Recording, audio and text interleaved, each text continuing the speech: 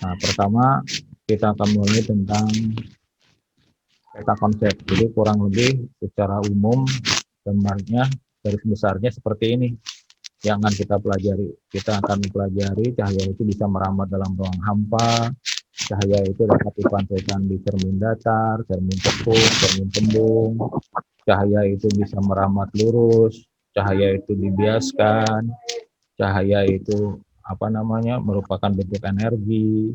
Nah, cahaya dibiaskannya bisa di lensa cembung, lensa cekung, dibiaskan melalui mata juga, ya. Lalu nanti ada lensa prisma, ada kacuan paralel. Ini adalah kurang lebih gambaran yang baik.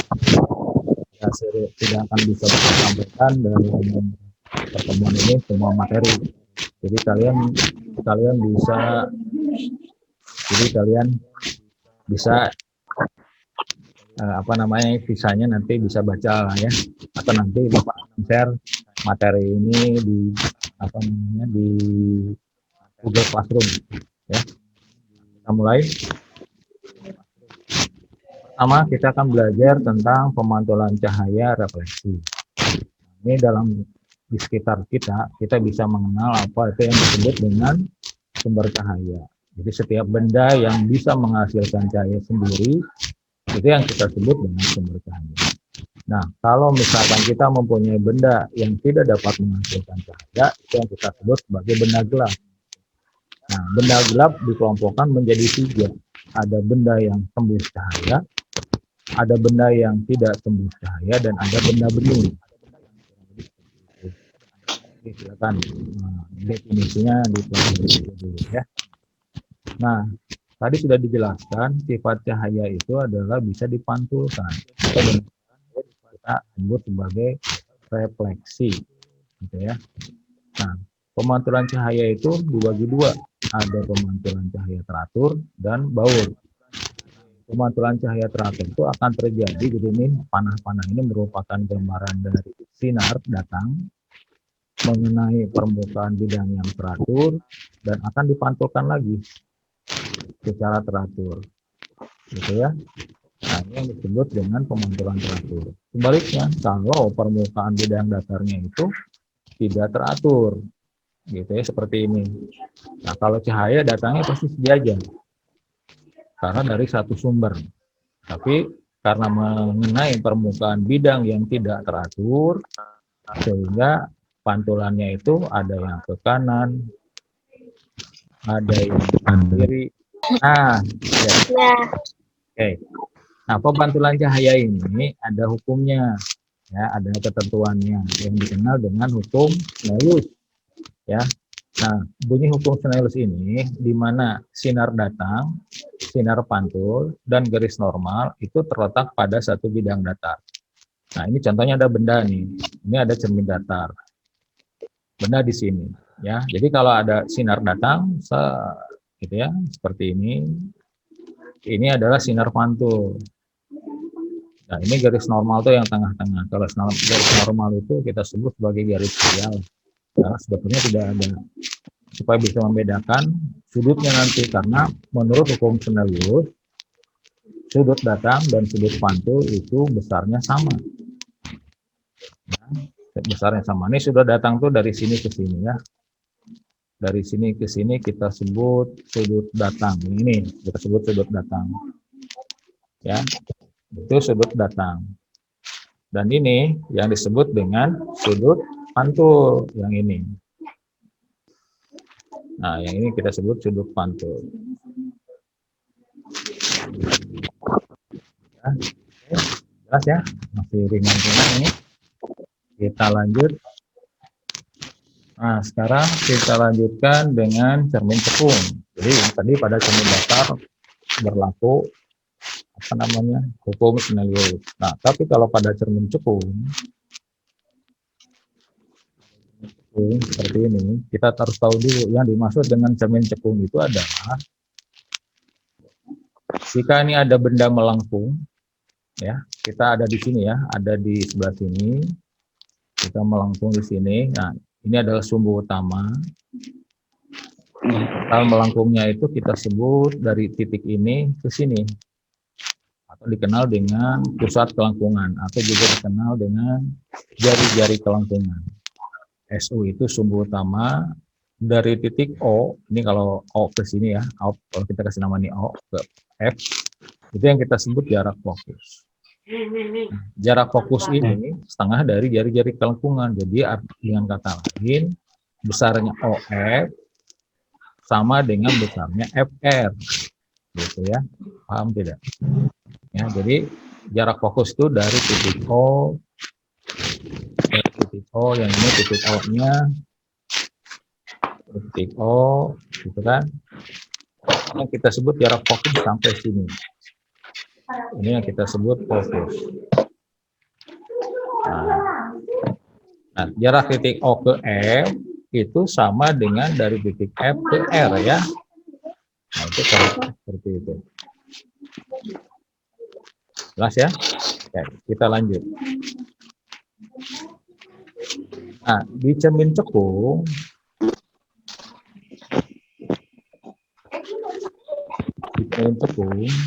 itu terjadi sifatnya bila berkah cahaya sejajar jatuh pada cermin cekung dipantulkan pada satu titik fokus, di mana sifat pantulannya sinar datang sejajar dengan sumbu utama dipantulkan melalui titik fokus, dan sinar datang yang melalui titik fokus dipantulkan sejajar dengan sumbu utama. Ini nanti termasuk sinar-sinar istimewa nanti pada shift berikutnya. Ini ya, kita lihat di sini gambar nomor 1 tadi sudah dijelaskan. Jadi kalau pada cermin cekung sinar datang yang ini ya, yang ini. Ini sinar datang yang ini. Nah, sinar datang yang ini akan dipantulkan menuju titik fokus. Jadi nomor 1. Kalau pada cermin cekung, sinar datang yang menuju titik fokus yang seperti ini akan dipantulkan sejajar sumbu utama, gitu ya. Sebaliknya, kalau ada sinar datang yang melalui titik pusat kelengkungan, di sini disebutkan dengan P. Kalau tadi Bapak memberikan gambar R, sama aja ya. Nah, jadi kalau sinar datang melalui jari-jari kelengkungan akan dipantulkan kembali. Ini yang disebut dengan sinar sinar istimewa. Ini berfungsi untuk menentukan letak bayangan pada cermin cekung, gitu ya. Kita lihat contoh. Nah, seperti ini nanti fungsinya. Ini ada benda nih ya, berdiri tegak di depan cermin cekung. Bagaimana menentukan bayangannya? Kita menggunakan sinar istimewa tadi. Sinar datang menuju sejajar sumbu utama akan dipantulkan menuju titik fokus. Sinar datang yang melalui jari-jari kelengkungan akan dipantulkan kembali.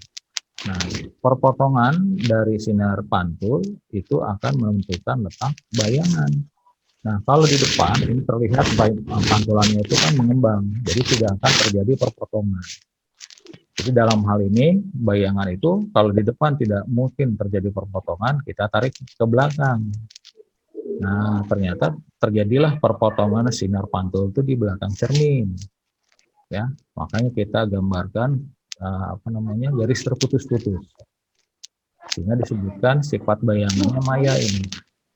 Jadi artinya kalau sebuah benda berdiri tegak di antara O dan F, gitu ya, itu ternyata bayangannya akan terletak di belakang cermin. Jadi sifatnya maya. Nah, bersifat maya, artinya tidak dapat ditangkap oleh layar. Bendanya menghadap ke atas, bayangannya juga menghadap ke atas. Tegak, diperbesar, di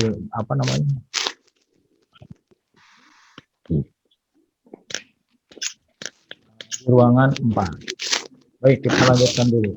Nah, sekarang cermin cekung. Kalau bendanya berada di antara F dan R. Resi jangan ikut-ikutan coret-coret ya. Ya, jadi nanti artinya tadi kita gunakan 3 sinar istimewa tadi ya, sama ya. Ada sinar datang sejajar sumbu utama akan dipantulkan menuju titik fokus. Kalau nanti ada sinar datang yang menuju titik fokus, yang garis kedua ini ya, kalau ini garis pertama nih. Ya, ini garis pertama. Jadi jangan tertukar ya.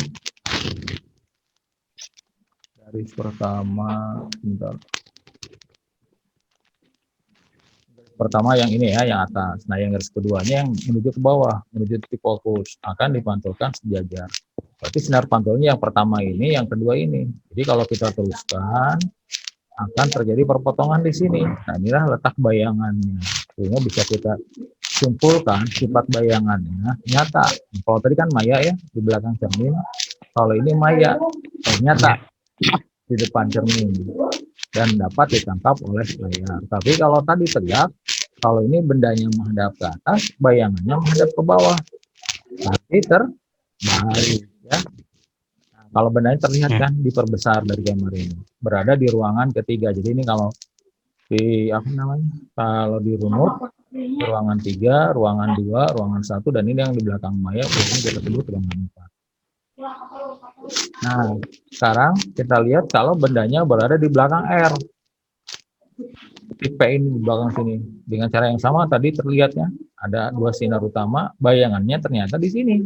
Perpotongan sinar pantul. Ya ini pantulan yang pertama, ini pantulan yang kedua. Nah, sifat bayangannya gimana? Ya, siapa yang bisa menjelaskan? Bayangannya maya atau nyata? Nyata. Nyata. Kenapa nyata? Siapa Ferdiansyah? Yang jawab siapa? Terbiasa bukan? Halo? Pada kemana nih? Itu bayangannya pada benda yang berada di belakang titik R, bayangannya nyata atau maya? Siapa? Siti? Halo? Siapa saja nih yang sudah bergabung? Kita lihat. Mana suaranya? Resi, ada Resi nih rupanya. Resi atau baru bergabung? Siapa lagi? Ferdiansyah? Ilham? Nirmala? Mana nih suaranya? Andi, bagaimana Andi? Halo Andi. Ada yang bisa jawab nih? Siapa? Ngerti nggak? Gimana? Nyata ya? Kenapa nyata? Ini nyata itu kenapa berada di depan cermin. Lalu bendanya menghadap ke atas, bayangannya menghadap ke bawah. Bendanya ini kelihatan besar ya. Nah, dan benda bayangannya diperkecil. Oke. Kalau ada pertanyaan boleh sampai situ. Ada yang mau ditanyakan tidak? Untuk cermin cekung? Tidak ada? Nanti materinya di-share lah. Yang penting paham dulu aja sekarang. Mana suaranya? Tes. Ada suaranya nggak Ferdi? Ya, aduh, minimal ada suara Ferdi bisa senang Bapak ya dengar suara. Yang lain pada kemana nih suaranya? Ilham, siapa yang baru bergabung? Oke, kita sambung dulu ya, masih banyak nih materinya. Lanjut dulu ya. Tadi cermin cekung. Ini adalah yang kedua adalah cermin tembung. Lihat gambarnya. Nah, seperti ini ya. Lihat bayangannya itu berada di sini. Jadi seolah-olah nanti bendanya di sini nih ya. Bayangannya di sini. Nah, apa namanya? Melengkung ke dalam atau sebutnya. Jadi fokusnya di sini di dalam cermin. Hitungannya seperti itu. Ini yang kita sebut jarak fokus dari O ke F. Nah, ini yang disebut O ke P itu R atau jari-jari telengkung. Sama seperti tadi ya. Nah, sifat pemantulannya, kalau sinar datang sejajar sumbu utama, itu akan dipantulkan seolah-olah berasal dari titik fokus. Sedangkan sinar datang yang menuju titik fokus akan dipantulkan sejajar sumbu utama. Ya, sama seperti tadi. Ini untuk menentukan bagaimana bayangan yang akan terjadi. Ada 3 sinar istimewa yang harus kalian kuasai. Nah, sinar datang yang sejajar sumbu utama dipantulkan seolah-olah dari titik fokus. Ini kan cermin tembung ya. Nah, sinar datangnya sejajar sumbu utama. Berarti ini sinar datang yang ini nih yang lurus dengan sumbu utama. Akan dipantulkan seolah-olah dari titik fokus dari sini. Nah, seperti itu. Yang kedua, sinar datang yang menuju titik fokus akan dipantulkan sejajar. Ini sinar datangnya menuju titik fokus di dalam cermin akan dipantulkan sejajar. Dan sama yang ketiganya dengan yang cermin cekung ya, sinar datang yang menuju titik pusat pelengkungan yang ini akan dipantulkan kembali. Nah, contoh, ini ada benda di depan cermin cembung ya. Nah, kalau misalkan nanti ada benda sejajar sumbu utama, akan dipantulkan, bukan dibiaskan ya, akan dipantulkan seolah-olah dari titik fokus yang ini. Dan yang kedua, sinar yang menuju titik R atau titik P di sini akan dipantulkan kembali. Nah, seperti yang gambar cermin cekung pertama tuh ya, karena di depan cermin tidak akan ada bayangan, artinya mengembang ini, gitu. Ini ke atas, ini ke sini. Jadi dengan kata lain, pasti kalau di depan tidak ada bayangan, kemungkinan itu di dalamnya seperti ini. Nah, sifatnya bagaimana kalau pada cermin cekung? Maya. Kenapa maya? Karena terdapat atau berada di dalam cermin. Ya kan? Jadi tidak bisa ditangkap oleh layar. Kalau kalian bercermin, cermin datar ngaca, itu bayangannya nyata atau maya? Halo? Mau ngaca ya, ngaca sebelum berangkat sekolah, nyisir, make up. Itu kan pakai cermin datar itu ya. Mana suaranya ini? Halo? Itu bayangan pada cermin datar, maya apa nyata? Ayo jawab. Mana suaranya? Nyata. Nyata. Kenapa nyata? Prinsipnya kalau di dalam cermin itu maya. Kalau di luar cermin itu kalau di dalam cermin itu maya, kalau di luar cermin, kalau di dalam cermin itu maya, kalau di luar cermin itu nyata. Nah, kalau ngaca di dalam cermin atau di luar cermin bayangannya? Di dalam cermin atau di luar cermin? Di dalam meureun atau di luar cermin mah tuh kabur orang mesieun. Iya kan? Ya kamu ngaca seolah-olah kamu tuh berada di dalam cermin kan? Ya. Nah, itu yang disebut dengan maya. Tegak apa terbalik? Kalau cermin datar, kamu menghadap dari bawah ke atas. Bayangannya, kepalanya di atas di bawah. Halo?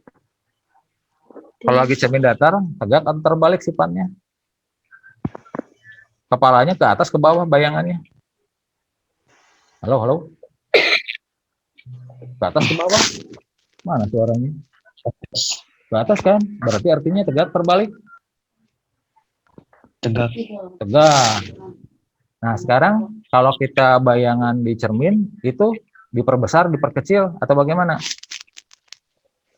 Kalau kamu lagi ngaca di cermin, kepala kamu besarnya sama enggak?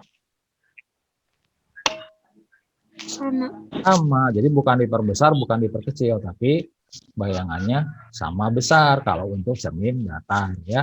Nah, kalau untuk cermin cekung tadi ya tergantung di mana posisinya.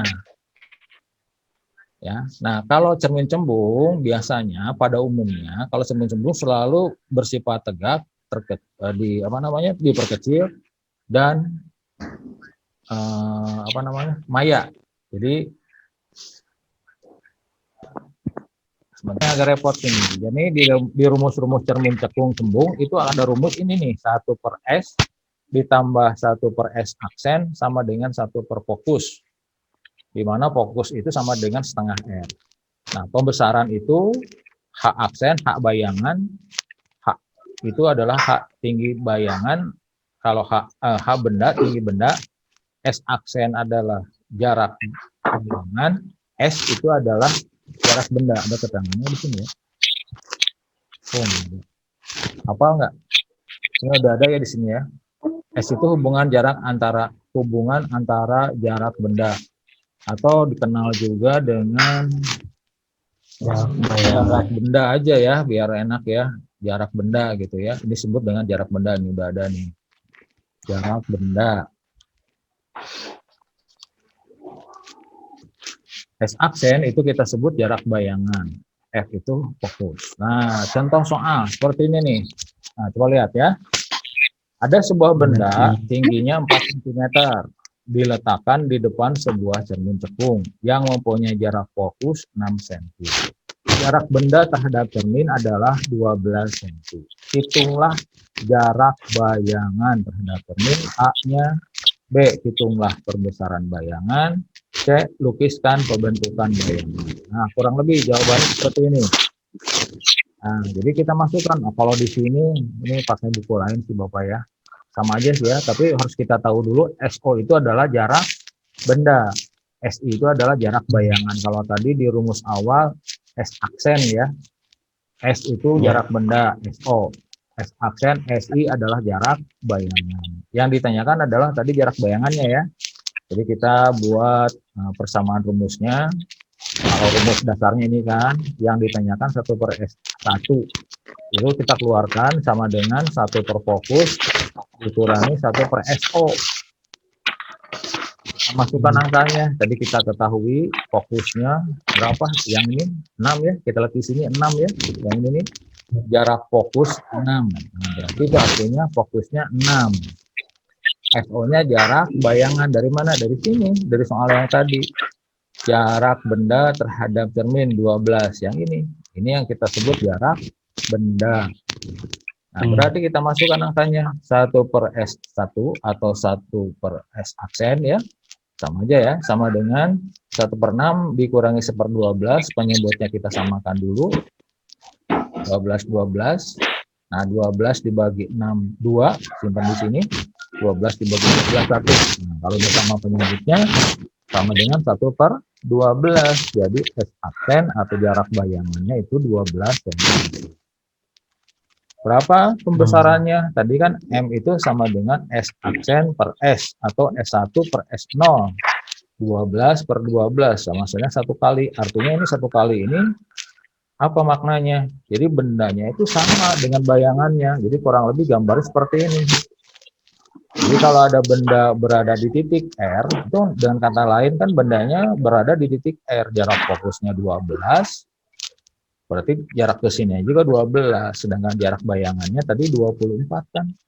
12 ya. Jarak fokusnya 6. Ininya 6, O ke F-nya 6, sedangkan jarak kelangsungannya 12. Jadi kalau di sini benda itu akan sama.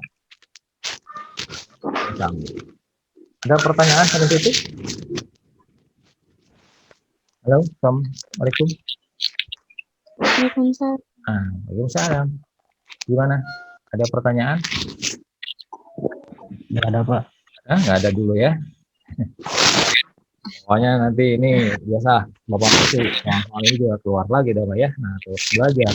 Ya, nanti kalau nggak ngerti baru ditanyakan. Nah, pokok bahasan selanjutnya tentang pembiasan cahaya. Jadi cahaya itu bisa dipantulkan, sifat pertama ya. Yang kedua bisa dibiaskan, refraksi. Kalau tadi pemantulan, pembiasan. Nah, pembiasan itu kurang lebih seperti ini nih gambarnya. Jadi kalau ada sinar datang dari kaca ke udara atau dari udara ke air, sama aja ya. Pokoknya dua zat medium yang berbeda aja ya. Itu akan dibelokkan. Dengan kata lain dibiaskan. Di mana cahaya dari medium yang rapat ke kurang rapat itu yang A. Sedangkan cahaya datang dari medium yang kurang rapat ke yang rapat. Kalau ini kan dari udara ke kaca. Kalau dari udara ke kaca itu mendekati garis normal. Tapi kalau dari kaca ke udara, dari yang rapat ke kurang yang rapat, itu akan menjauhi garis normal. Ini garis normalnya. Dalam kehidupan sehari-hari itu contohnya kalau kalian melihat kolam renang, kenapa seolah-olah dangkal? Itu terjadi pembiasan. Gitu ya, dari udara ke air, dari yang kurang rapat ke yang rapat, itu mendekati garis normal. Nah, kurang lebih ini materinya nanti bisa dibaca ya. Intinya tadi lah, ini rumusnya N2/N1 untuk mencari indeks bias ya, atau C1/C2 ya, cepat rambat medium pertama berbanding cepat rambat medium kedua. Lanjut dulu ya, masih banyak soalnya nih. Yang berikutnya tentang prisma. Nah, prisma itu adalah kaca yang berbentuk segitiga lah, kurang lebih seperti itu. Sama seperti sama seperti pembiasan, cuma kalau ini ada berkelanjutan. Jadi sinar yang pertama dari yang kurang rapat ke yang rapat, ini kan akan dibiaskan. Tapi di dalam kaca akan dibiaskan lagi oleh cermin yang sebelahnya, ya seperti ini. Nah ini yang kita sebut refraksi, pembiasan cahaya. Ini pada prisma. Manfaatnya apa dalam kehidupan sehari-hari? Banyak ya. Nanti contohnya dalam ini apa namanya? Dalam alat-alat teropong ya kayak gitu, kadang-kadang prisma ini digunakan untuk membentuk benda. Jadi kalau prinsip cermin kan cekung tadi kan terbalik. Jadi dengan menggunakan prisma ini nanti bisa dibalikkan. Begitu ya. Oke. Sekarang tadi cermin datar, cermin tembung, cermin cekung, prisma, dan yang berikutnya lensa. Nah, pada lensa ini rumusnya sama ya, berlaku juga sama seperti tadi. Bedanya, kalau pada lensa itu terjadi atau terbentuk dari dua permukaan seperti ini, gitu ya, seperti ini. Nah, bersifat konvergen, yaitu mengumpulkan berkas. Jadi ini lensa dikasih simbol dengan tanda positif, berarti ini lensa tembung seperti ini. Kalau dibuat gambar seperti ini, ya. Sinar datang ya sejajar sumbu utama akan bukan dipantulkan kalau ini ya, dibiaskan. Biaskan berarti diteruskan tapi tidak lurus, tapi dibelokkan menuju titik fokus. Ini sinar datang yang sejajar sumbu utama atau yang melalui sumbu utama akan dilanjutkan lagi, sehingga akan terkumpul pada satu titik fokus. Itu prinsip dari lensa tembung. Ya, nah ini soalnya seperti ini. Nah, ada sinar datang sejajar sumbu utama akan dibiaskan menuju titik fokus. Sinar datang yang menuju titik fokus akan dibiaskan sejajar sumbu utama. Baliknya kalau sinar datang yang menuju titik O akan dilanjutkan. Gitu ya. Nah, ada rumus lagi tentang rep daya lensa, kekuatan lensa. Kekuatan lensa itu rumusnya 1 per fokus. Tapi fokusnya ini harus dalam satuan meter ya. Nah, satuan dari daya lensa ini dioptri atau disingkat D. Nanti soalnya kita lihat. Contoh ya, ada jarak kacamata itu mempunyai fokus lensa. Kalau misalnya kacamata kalian langsung lensa itu jarak fokusnya atau fokusnya 5 cm. Harus kita buat dulu ke meter.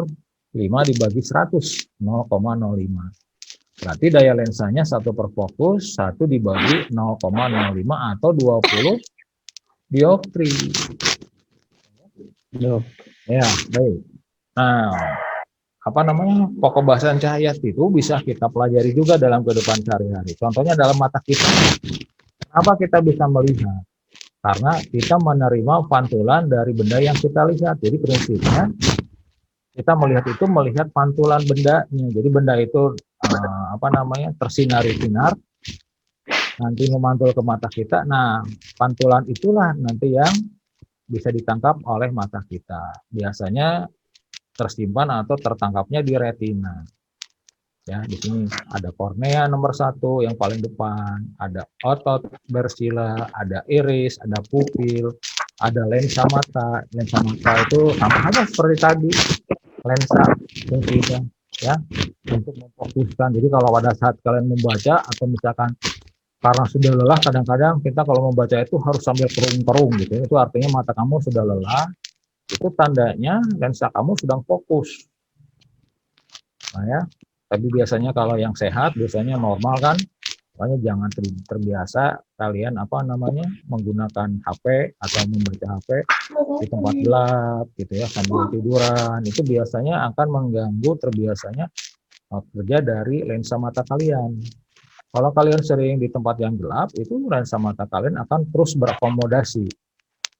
Kalau sering berakomodasi, itu nanti akan lelah. Kalau kelelahan lensa dalam berakomodasi, itu nanti akan mengganggu cara kerja lensa. Nah, cara kerja lensa itu yang mengakibatkan sakit mata. Sehingga kalau bisa membaca yang dekat itu nggak jelas. Kenapa? Karena sudah nggak bisa fokus lagi. Maka nanti menggunakan kacamata. Gitu ya. Nah, mata normal itu jarak yang normal itu bacanya itu 25 ya. Kalau sejauh normalnya yang lihat itu biasanya dari kejauhan kita bisa melihatlah minimal sudah terbentuk gitu ya. Kadang-kadang kalau yang sudah cacat mata kita nggak jelas siapa nih yang dari jauh itu kelihatan. Itu hati-hati harus cepat diperiksa ya. Nah, kelainan pada mata banyak ya. Ada miopi, ada rabun dekat, ada rabun dua, ada hipermetropi, ada mata tua gitu ya. Oke, kita akan bahas apa yang dimaksud dengan hipermetropia atau rabun dekat. Penderita tidak bisa melihat benda dekat dengan jelas. Jadi pada jarak 25 cm itu masih terlihat masih buram. Ya, jadi lensa mata tidak dapat menebal dengan sempurna. Bayangan akan jatuh di belakang retina. Nah, untuk hal seperti ini itu harus menggunakan kacamata berlensa positif atau cembung. Nah, cembung ini untuk mengembalikan fungsi bayangan yang tadi karena cacat mata tadi. Kenapa kita tidak bisa melihat bayangan yang jarak bacanya 25 itu kan terbentuk bayangannya di belakang. Nah, dengan menggunakan lensa cembung positif itu nanti bayangannya akan terbentuk kembali di retina mata. Itu untuk rabun dekat. Rabun jauh. Kalau rabun jauh itu tidak dapat melihat benda jauh dengan jelas. Nah, itu menggunakan lensa cekung untuk bisa mengembalikan bayangannya tepat di retina. Itu dulu. Nah, ini kalau untuk yang di usia-usia di atas 50 seperti Bapak gitu ya. Itu biasanya sudah otomatis akomodasi itu udah mulai berkurang. Sehingga biasa selain ini kadang-kadang suka plus, silindris dan sebagainya dia kalau udah faktor usia seperti itu ya yang disebut dengan perisbio. Penderita tidak bisa melihat benda dekat dan benda jauh dengan jelas, sehingga biasanya kalau mata orang tua itu, kalau dulu itu biasanya kacamata yang dulu itu akan terlihat jelas. Yang bawah untuk baca, yang atas untuk melihat jarak jauh, sehingga itu terlihatan tuh biasanya. Kalau sekarang kemajuan teknologis ya kacamata itu suka langsung terlihat sama gitu kan, sehingga tidak terlihat. Padahal itu adalah ada lensa positifnya, ada lensa negatifnya. Gabungan miopi dan hipermetropi. Jadi rangkap itu kacamatanya yang untuk baca dan untuk melihat benda jauh. Nah, baik, ini mata burung. Ya, kalau mata burung itu artinya ya biasanya yang sangat tajam dan fokus dengan bidang pandang yang lebih luas. Ya. Nah, ini kadang-kadang biasanya kita kalau makin dewasa, kalau misalnya kita lebih kecil, biasanya itu kalau mau mengendarai usia SMP itu biasanya napas sering jadi kecelakaan karena mata kalian tuh tidak bisa menyeberang dari sebelah kiri ujung-ujung kayak di tengah. Kadang-kadang kalau masih di bawah usia artinya di bawah 17 lah atau di bawah dewasa, itu misalkan kurang terlihat. Kenapa? Karena memang daya tangkapnya ya itu akan kurang. Makin dewasa biasanya lebar kita melihat itu akan makin luas. Jadi kalau orang dewasa biasanya kita bisa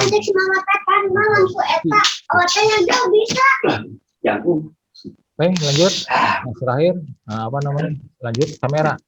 Kalau dulu kamera sekarang mungkin lihat kamera seperti ini. Kalau dulu itu kameranya seperti ini. Jadi kalau sekarang jadi kalau dulu itu menggunakan film seperti ini. Ini juga sama dengan retinanya di sini film. Ya, ada pupilnya untuk mengatur besar kecilnya si sinar. Itu kita sebut dengan diafragma. Putar-putar nanti kalau sudah diceprek, udah dididik, udah ditemak, itu nanti akan ditangkap oleh retina atau dalam hal ini kaca film atau film, oke? Nah, itu kamera. Sekarang film biasanya sekarang ya, lebih praktis lagi. Kaca pembesar biasanya kita gunakan di lab gitu ya. Itu untuk melihat benda-benda yang sangat kecil. Kaca besar atau lab bisa terlihat lebih besar. Mikroskop. Nah, kalau mikroskop ini juga sama ya, fungsinya untuk melihat benda-benda yang tidak bisa dengan tempat panjang. Ya, jadi harus menggunakan mikroskop. Biasanya di sini digunakan di laboratorium untuk melihat mikroskop, untuk melihat apa namanya amoeba, untuk melihat virus, untuk melihat benda-benda yang sangat kecil. Kenapa? Karena menggunakan dua lensa di sini ya. Ini bendanya di sini, bendanya ini kan. Nah, bendanya ini, benda yang pertama oleh lensa pertama akan terbentuk bayangannya di sini. Bayangan yang pertama oleh lensa kedua itu bayangannya akan terbentuk lebih besar lagi. Ya, nah, ini maya diperlukan. Lanjut, teleskop. Nah, ini biasanya digunakan untuk yang sangat jauh di planet, bintang, gitu ya. Itu kita menggunakan teleskop. Seperti kemarin di apa namanya di awal bulan puasa, ya itu dari Departemen Agama itu kebanyakan menggunakan teleskop untuk bisa melihat hilal. Ya. Nah, ada periskop. Periskop ini juga nanti bisa dibuat kalau mau Maya. Periskop itu untuk apa namanya bagian dari kapal selam. Sehingga kalau kapal selam lagi menyelam di dalam air, itu kadang-kadang kita bisa melihat keaktifan di atas air. Tapi tidak mesti harus mengangkat kapal selamnya. Cukup mengeluarkan telas periskop, kita melihatnya di bawah, tapi pandangan kita bisa di atas.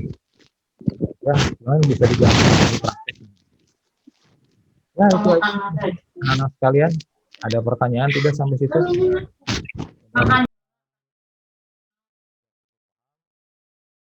Akan bagikan absen ya di chat, ya. Nanti tolong diisi. Ya, absennya. Ilham, baik ya, siap ya. Kameranya. Lagi, Nirmala, Bapak tunggu, cepat. Nir, Siti, Nirmala dengan Siti, Ilham udah kelihatan tuh. Ilham kelas 8 apa, Ham?